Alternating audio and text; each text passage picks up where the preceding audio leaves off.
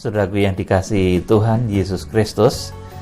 Tanggal 26 September 2021, saya akan sampaikan satu tema pembukaan rahasia firman Tuhan yang begitu menarik kali ini, yaitu menahan antikris dan nabi palsu. Siapakah yang sanggup melakukannya? Saudara yang dikasihi Tuhan Yesus Kristus, memang iblis itu memiliki agenda untuk menguasai seluruh bumi, dan itu ditujukan nanti untuk melampiaskan kejahatan dan kekejiannya. Jadi memang iblis itu memiliki agenda untuk menguasai seluruh sendi-sendi kehidupan manusia, seluruh kebutuhan hidup manusia. Iblis ingin menguasai itu.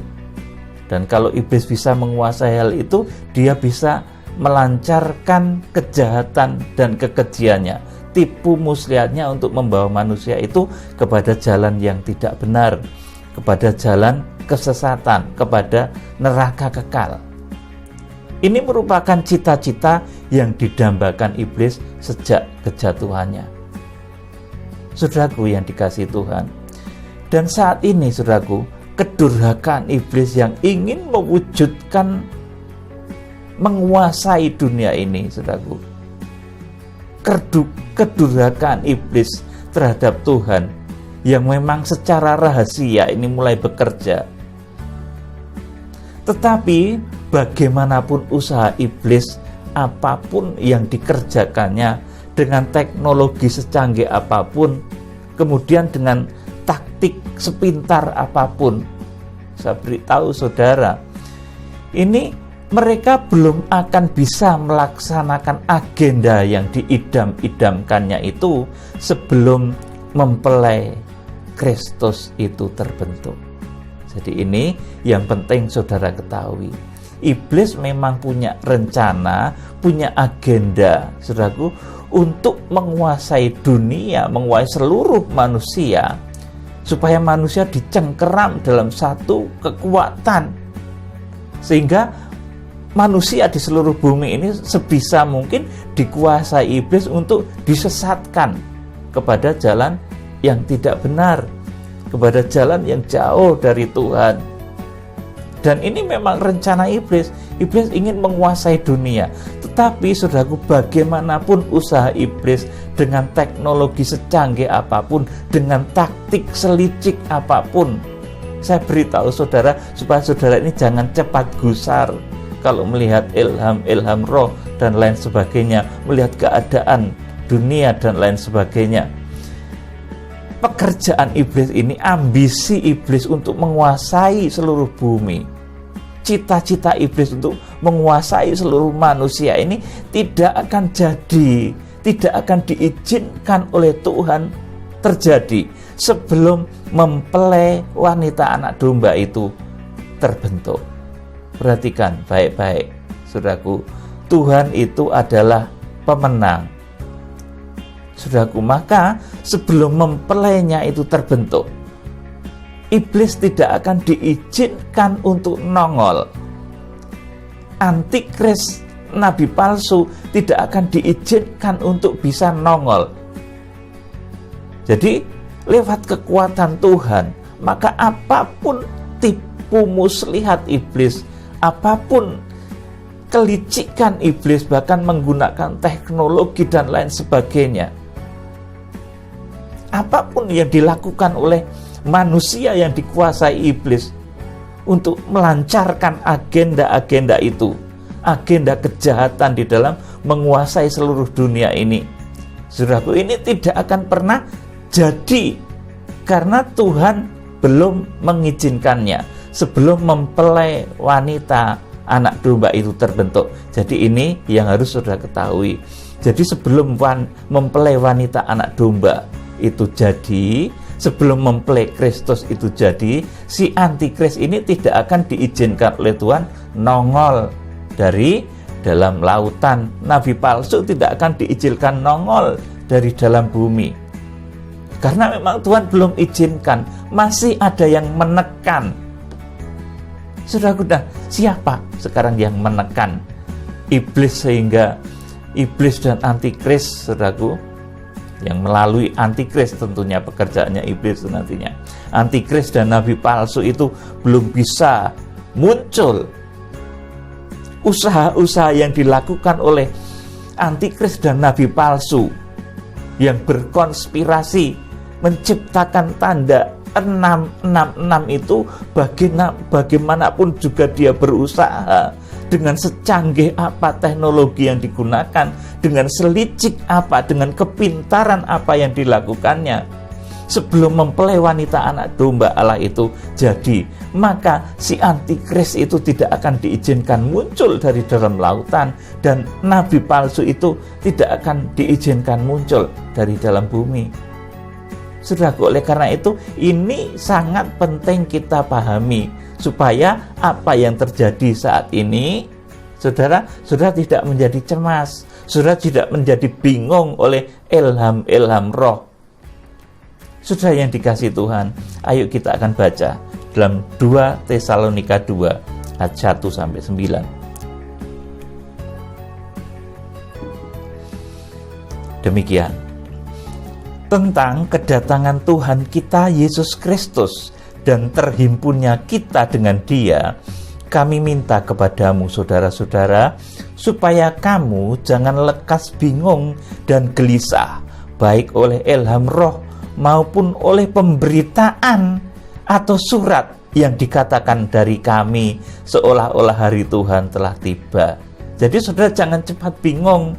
Kalau sekarang ada, saudaraku, ini itu berita macam-macam, saudaraku, yang menyatakan bahwa 666 itu mau disusupkan dalam bentuk teknologi ini, teknologi saudaraku itu, saudaraku, macam-macam. Saya nggak mau menyebutnya, saudaraku. Tapi isu-isu semacam ini sekarang ini bermunculan, saudaraku, bahwa teknologi 666 itu disisipkan dalam satu cairan. Teknologi 666 itu disisipkan dalam bentuk chip dan lain sebagainya, dalam bentuk frekuensi yang akan mempengaruhi pikiran. Saudara, saya beritahu, sebelum mempelai wanita anak domba Allah itu terbentuk, apapun usaha kecerdikan manusia yang dipakai oleh kuasa kegelapan untuk mewujudkan cita-cita mereka menguasai dunia di dalam kejahatannya, ini tidak akan pernah berhasil, tidak akan pernah jadi sebelum mempelai Kristus terbentuk. Jadi saudara, jangan cepat bingung, jangan cepat gelisah oleh ilham roh, saudaraku. Jadi ada yang dapat ilham roh, katanya begini begitu, saudaraku. Saya sebagai pemberita kitab Wahyu yang Tuhan mengamanatkan kepada saya untuk memberitakan kitab Wahyu ini, memberitakan kepada saudara bahwa saudara jangan lekas bingung, jangan lekas gelisah, baik oleh ilham roh, oleh pemberitaan, saudaraku, ataupun surat yang dikatakan dari kami seolah-olah itu dari Tuhan. Oh, nanti itu tanda 66 itu disisipkan lewat serum, lewat cairan. Oh, tanda 66 itu, tanda 666 itu nanti disisipkan melalui chip, saudaraku, yang kecilnya lebih kecil daripada beras dan lain sebagainya, saudaraku, lewat partikel-partikel yang begitu kecil. Saudara jangan cepat bingung dan gelisah, baik oleh ilham roh maupun oleh pemberitaan atau surat yang dikatakan dari kami, seolah-olah itu dari kami, seolah-olah itu pemberitaan dari Tuhan, padahal bukan, saudaraku. Karena sebelum mempelai Kristus itu jadi, saudaraku, saya beritahu saudara berulang kali ini, saudaraku, antikris itu tidak akan diizinkan muncul, nabi palsu juga tidak akan diizinkan muncul, masih ditahan. Ayo ayat 3 saya lanjutkan. Janganlah kamu memberi dirimu disesatkan orang dengan cara yang bagaimanapun juga. Jadi cara bagaimanapun juga yang mengatakan bahwa nanti tanda 666 itu disisipkan melalui ini, melalui itu, saudaraku. Ini belum akan terjadi sebelum mempelai wanita anak domba itu jadi, saudaraku. Tuhan itu pemenang, mempelainya jadi dulu. Nanti kalau mempelainya itu sudah harpazo, mempelainya itu sudah disingkirkan ke satu tempat yang disediakan Allah selama 1260 hari. Nah, setelah itu baru Tuhan mengizinkan dan pasti masa antikris itu terjadi. Kalau sekarang ini belum, saudaraku yang dikasihi Tuhan, ayo lagi, janganlah kamu memberi dirimu disesatkan orang dengan cara yang bagaimanapun juga, sebab sebelum hari itu haruslah datang dahulu murtad, dan harus dinyatakan dahulu manusia durhaka yang harus binasa. Selanjutnya, yaitu lawan yang meninggikan diri di atas segala yang disebut atau yang disembah sebagai Allah. Bahkan ia duduk di bait Allah dan mau menyatakan diri sebagai Allah. Nah, nanti akan ada manusia seperti ini yang menyatakan diri sebagai Allah dan duduknya juga di bait Allah. Saudaraku, maka waspada dengan pembangunan bait Allah secara jasmani di akhir zaman. Bait Allah yang dahulu dibangun oleh Salomo di Rehab zaman saudaraku, zaman Zerubabel, direhab lagi di zaman Herodes Agung, saudaraku, yang sudah dirobohkan, nanti akan dibangun lagi. Saat dibangun lagi ini, sudah harus mulai waspada, karena justru nanti, saudaraku, yang duduk di bait Allah ini dan menyatakan diri sebagai Allah ini justru apa yang ditulis dalam 2 Tesalonika 2 ayat yang keempat itu, yaitu lawan yang meninggikan diri di atas segala yang disebut atau yang disembah sebagai Allah. Bahkan ia duduk di bait Allah dan menyatakan diri sebagai Allah. Ayat yang kelima,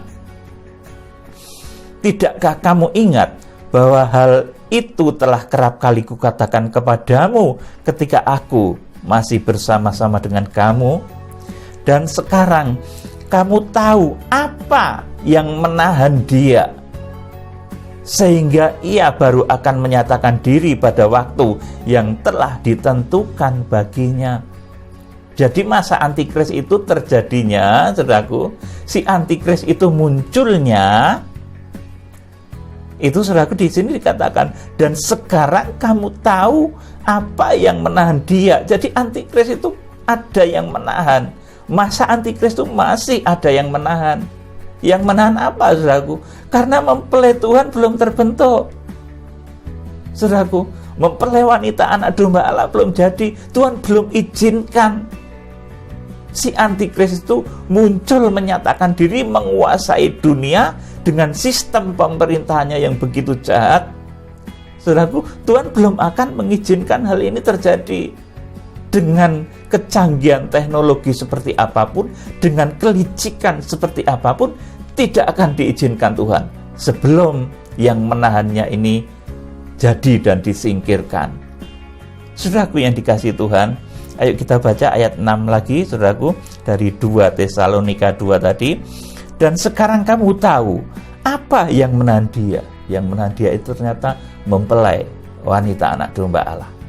Kalau mempelai belum terbentuk, mempelai masih dibentuk, si antikris itu nggak akan muncul. Saudaraku, ini benar, saudaraku. Tuhan itu pemenang. Masakan dia akan membiarkan mempelainya, saudaraku, diincar oleh antikris? Tidak, saudaraku. Dia akan selamatkan mempelainya. Sehingga ia baru akan menyatakan diri pada waktu yang telah ditentukan baginya. Jadi munculnya antikris, munculnya tanda 666, munculnya nabi palsu, munculnya karakma, tanda 666 yang merupakan itu konspirasi dari antikris dan nabi palsu untuk,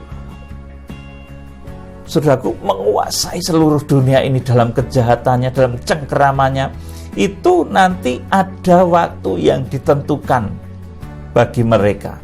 Di sini dikatakan, dan sekarang kamu tahu apa yang menahan dia, sehingga ia baru akan menyatakan diri pada waktu yang telah ditentukan baginya. Jadi masa antikris itu ada waktu yang ditentukan baginya. Jadi kita nggak perlu ngarang-ngarang, saudaraku, ini nanti ini tanda 666 itu menyusup dalam serum, tanda 666 itu menyusup dalam frekuensi. Saudaraku, ini yang disebut oleh surat Tesalonika ini sebagai orang nanti menjadi lekas bingung oleh ilham roh, oleh pemberitaan, oleh surat yang dikatakan seolah-olah dari kami. Belakangan banyak yang mendapat katanya dari Tuhan, saudaraku.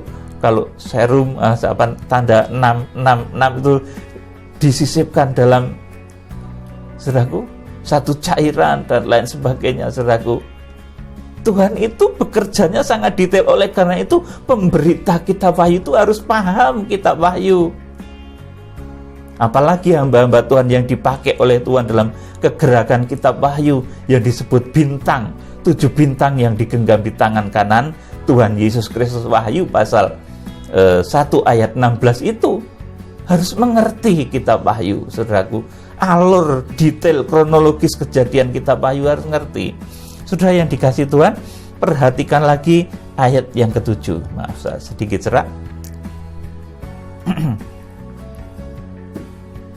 Perhatikan baik-baik ayat yang ke-7 dari 2 Tesalonika 2 ini. Karena secara rahasia kedurhakaan telah mulai bekerja, tetapi sekarang masih ada yang menahan.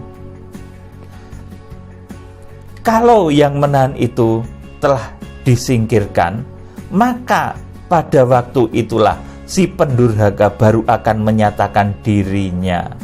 Amin, saudaraku. Jadi, saudaraku, secara rahasia memang, saudaraku, iblis ini sudah getol, selak gatel gitu loh, saudaraku. Pengen mewujudkan cita-citanya, pengen mewujudkan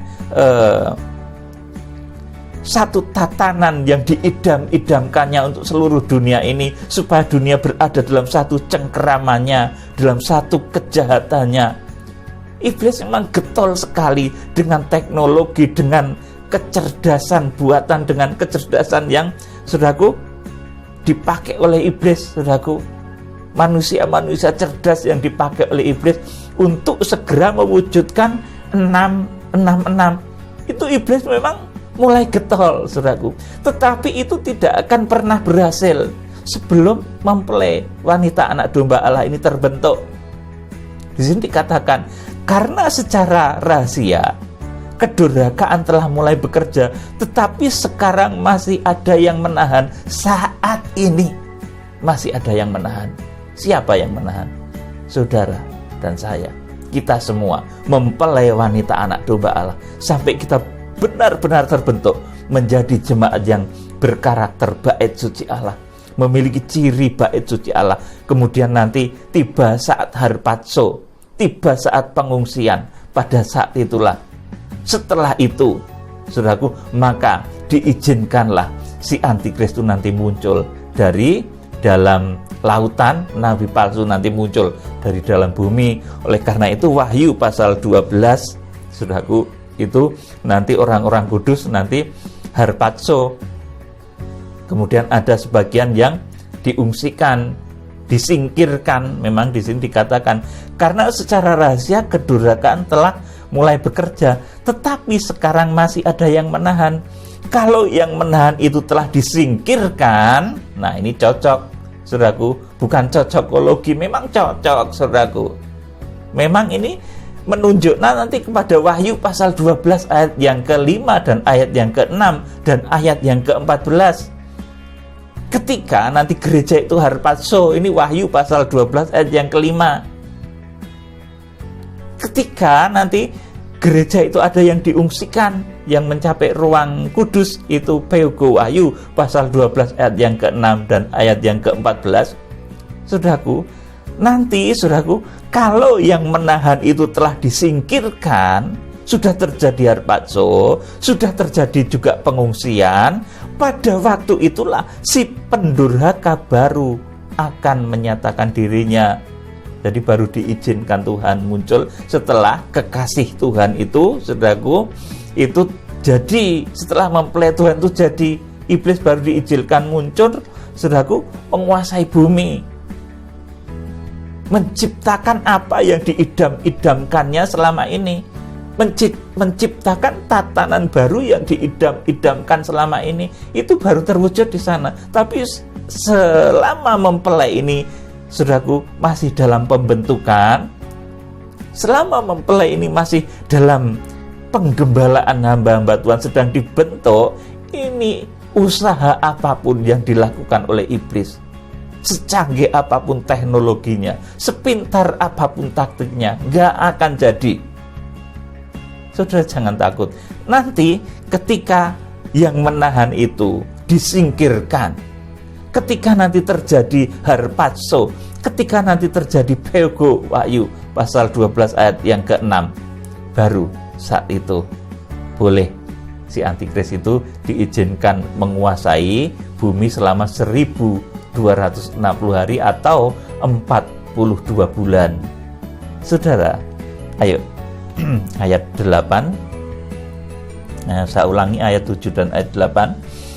Karena secara rahasia kedurhakaan telah mulai bekerja, tetapi sekarang masih ada yang menahan. Kalau yang menahannya itu telah disingkirkan, pada waktu itulah si pendurhaka baru akan menyatakan dirinya. Tetapi Tuhan Yesus akan membunuhnya dengan nafas mulutnya dan akan memusnahkannya kalau ia datang kembali. Ayat 9. Kedatangan si pendurhaka itu adalah pekerjaan iblis dan akan disertai dengan rupa-rupa perbuatan ajaib, tanda-tanda dan mujizat palsu. Jadi kedatangan si pendurhaka, antikris dan juga nabi palsu itu disertai rupa-rupa perbuatan ajaib. Rupa-rupa perbuatan ajaib itu apa, saudaraku? Untuk orang duniawi itu, saudaraku, merupakan keajaiban teknologi juga, saudaraku. Wah, ini hebat sekali, teknologi bisa bikin matahari, saudaraku, bisa bikin macam-macam lah, saudaraku. Itu seperti mujizat begitu loh, saudaraku, dianggap sebagai mujizat nanti. Padahal mujizat yang asli dari Tuhan tidak pernah seperti itu. Matahari ya matahari, saudaraku. Saudara yang dikasih, jadi nanti akan disertai dengan rupa-rupa perbuatan ajaib dan tanda-tanda dan mujizat-mujizat palsu. Wah, bisa sembuhkan orang dengan ini itu, saudaraku. Padahal kalau Tuhan sembuhkan caranya nggak begitu. Saudara yang dikasih Tuhan, pahami baik-baik. Dengan teknologi kecanggihan manusia bisa sembuhkan, saudaraku. Padahal kalau Tuhan sembuhkan, caranya nggak begitu. Ada cara Tuhan sembuhkan orang. Saudaraku yang dikasihi Tuhan, kemudian kita akan baca di dalam Wahyu pasal 12 ayat 1 dan 2. Ini yang menahan si antikris itu sehingga antikris dan nabi palsu itu nggak boleh nongol. Saudaraku, Wahyu pasal 12 ayat 1 dan 2, ayat 5, kemudian ayat 6, kemudian ayat yang ke-14. Maka tampaklah suatu tanda besar di langit, seorang perempuan berselubungkan matahari dengan bulan di bawah kakinya, dan sebuah mahkota dari 12 bintang di atas kepalanya. Ia sedang mengandung, dan dalam keluhan dan penderitaannya hendak melahirkan, ia berteriak kesakitan. Ini sosok dari mempelai wanita anak domba Allah di akhir zaman. Saudaraku, kalau ini belum jadi, kalau ini belum terbentuk, saudaraku, si antikris itu tidak akan boleh nongol dari dalam laut. Nabi palsu tidak akan boleh nongol dari dalam bumi. Masih, saudaraku, ditahan oleh satu kuasa yang dahsyat. Jadi saudara jangan takut. Selama kita masih dalam pembentukan, mempelai Tuhan masih dalam pembentukan, belum ada orang yang harpazo, saudara jangan takut. Kecuali kalau saudara sudah melihat ada orang harpazo, wah, temanku satu gereja kok sepertiganya kok hilang tiba-tiba diangkat. Nah, itu baru, saudaraku. Tapi saudara berarti ketinggalan kalau hal itu terjadi pada saudara. Saudara yang dikasihi Tuhan, ayat yang kelima dari Wahyu pasal 12. Ini penyingkiran yang pertama, ini dibawa lari kepada Allah dan ketahtanya. Ini orang-orang yang mencapai ruang Maha Kudus. Jadi Tuhan itu memperlakukan jemaatnya itu sesuai dengan tingkatan imannya. Tingkatan iman itu ada tingkatan ruang Maha Kudus, tingkatan ruang kudus dan tingkatan pelataran. Nah, yang pertama dikerjakan Allah tentunya yang terbaik. Yang terbaik itu mana? Yaitu ruang Maha Kudus. Ruang Maha Kudus diapakan? Ayo kita akan baca Wahyu pasal 12 ayat 5. Mereka disebut sebagai sesuatu anak laki-laki yang dilahirkan oleh, saudaraku, Wahyu pasal 12 ayat 1 dan 2 tadi. Saudara, kita akan baca. Perempuan, maka ia melahirkan seorang anak laki-laki yang akan menggembalakan semua bangsa dengan gada besi. Tiba-tiba anaknya itu dirampas dan dibawa lari kepada Allah dan ke tahtanya. Ini orang-orang yang mencapai tingkatan rohani ruang Maha Kudus itu nanti akan harpazo. Saudaraku, ini yang dimaksud, yang menahan antikris sehingga antikris nggak bisa nongol itu, ini juga, saudaraku. Kalau ini belum terbentuk, saudaraku, orang-orang yang mencapai tataran rohani ruang Maha Kudus ini belum terbentuk, maka antikris itu belum akan diizinkan muncul. Kemudian ayat 6, saudaraku, ini perlakuan Tuhan terhadap jemaat-jemaat yang rohaninya mencapai ruang kudus, itu akan diungsikan Peugo ke satu tempat yang disediakan oleh Allah. Ayat yang ke-6, perempuan itu lari ke padang gurun di mana telah disediakan suatu tempat baginya oleh Allah supaya ia dipelihara di situ 1260 hari lamanya. Ayat 14 ini penjelasannya dari ayat 6. Kepada perempuan itu diberikan kedua sayap dari burung nasar yang besar supaya ia terbang ke tempatnya di padang gurun di mana ia dipelihara jauh dari tempat ular itu selama 1 masa dan 2 masa dan setengah masa. Amin. Saudaraku, jadi ini yang kedua diungsikan. Ini untuk orang-orang yang mencapai tataran rohani ruang kudus. Tadi yang ruang Maha Kudus itu langsung harpazo, diangkat, dibawa lari kepada Allah dan ke tahtanya. Terus nanti dikemanakan Pak Pendeta yang harpazo itu? Saudara, saya kasih tahu, nanti itulah yang datang bersama-sama dengan Tuhan. Dalam satu ayat dikatakan, Tuhan datang bersama-sama dengan orang kudusnya. Itu orang-orang yang harpazo. Saudaraku yang dikasih Tuhan. Kemudian, saudaraku, perempuan itu, ayat yang ke-14, kepada perempuan itu diberikan kedua sayap dari burung nasar yang besar supaya ia terbang ke tempatnya di padang gurun di mana ia dipelihara jauh dari tempat ular itu selama 1 masa, 2 masa dan setengah masa. Saudaraku, jadi kepada jemaat yang mencapai tataran ruang kudus ini akan diungsikan ke satu tempat. Saudaraku, lari ke padang gurun, Peugo, saudaraku, lari tepatnya, lari ke padang gurun, lari, hilang, lenyap tepatnya.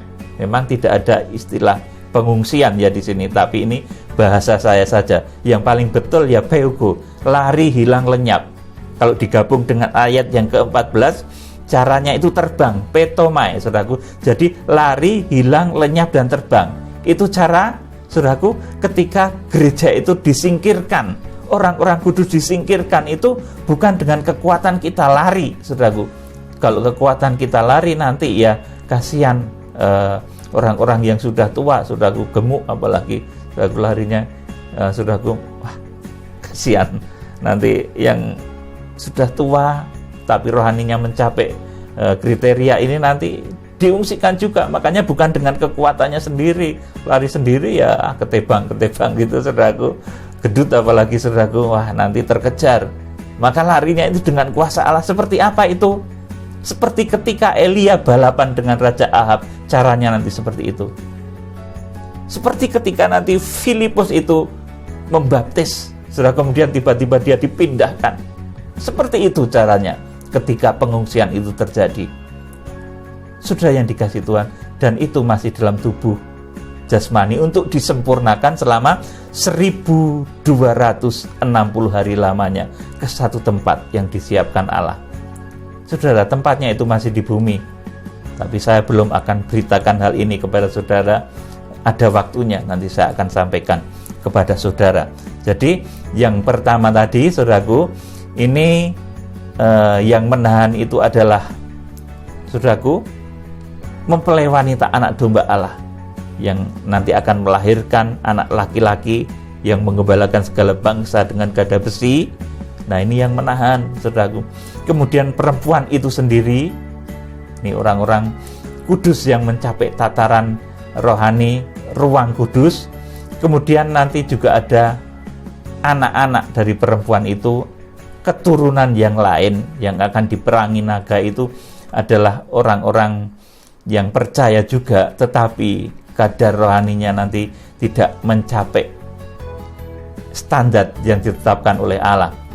Ini di Wahyu pasal 12 ayat 17. Keturunan yang lain dari perempuan itu akan diperangi oleh naga. Kalau di dalam Wahyu pasal 11 ayat 1 dan 2 juga diterangkan, itu adalah orang-orang yang tidak terukur rohaninya atau halaman itu diberikan kepada bangsa asing, supaya bangsa asing itu menginjak-injak selama 3,5 tahun. Saudaraku yang dikasihi Tuhan, kemudian saudaraku, tokoh yang dipakai oleh Tuhan sehingga saudaraku, jemaat-jemaat akhir zaman, jemaat mempelai itu bisa menekan munculnya antikris dan nabi palsu, tentunya adalah tokoh penggembalaan akhir zaman, saudaraku, yang saya sebut dengan hierarki pewahyuan akhir zaman melalui malaikat sang surya, kemudian ketujuh guru. 7 guru itu 7 hamba Tuhan yang dipakai oleh Tuhan untuk menggembalakan jemaat-jemaat di seluruh penjuru bumi. Ketujuh guru itu 7 bintang yang ditulis dalam Wahyu pasal 1 ayat 16. Mereka adalah orang-orang yang memberi petunjuk kepada orang banyak. Daniel pasal 12 ayat yang ketiga. Saudara yang dikasihi Tuhan, siapa ini tokohnya, saudaraku? Kenapa sampai saudaraku jemaatnya, saudaraku, mempelai di akhir zaman ini bisa menahan munculnya antikris? Kita akan melihat Wahyu pasal 10 ayat 1 dan 2. Dan aku melihat seorang malaikat lain yang kuat turun dari surga, berselubungkan awan, dan pelangi ada di atas kepalanya, dan mukanya sama seperti matahari, dan kakinya bagaikan tiang api. Dalam tangannya ia memegang sebuah gulungan kitab kecil yang terbuka. Ia menginjakkan kaki kanannya di atas laut dan kaki kirinya di atas bumi. Saudaraku, jadi kaki kanannya menginjak lautan, itu tempat munculnya antikris, Wahyu pasal 13 ayat 1. Kemudian kaki kirinya ini menginjak bumi, ini tempat munculnya nabi palsu, Wahyu pasal 13 ayat yang ke-11. Saudaraku yang dikasihi Tuhan, jadi lewat kepemimpinan tokoh yang luar biasa ini, yang saya sebut sebagai malaikat sang surya, yang oleh Yesaya pasal 46 ayat 9 sampai 11 itu disebut sebagai malaikat si unggas nasar, malaikat burung garuda, saudaraku, yang saya yakin, dan ini memang datang dari Indonesia, dari timur, saudaraku, satu kegerakan besar di akhir zaman, saudaraku, yang akan dipimpin oleh tokoh ini.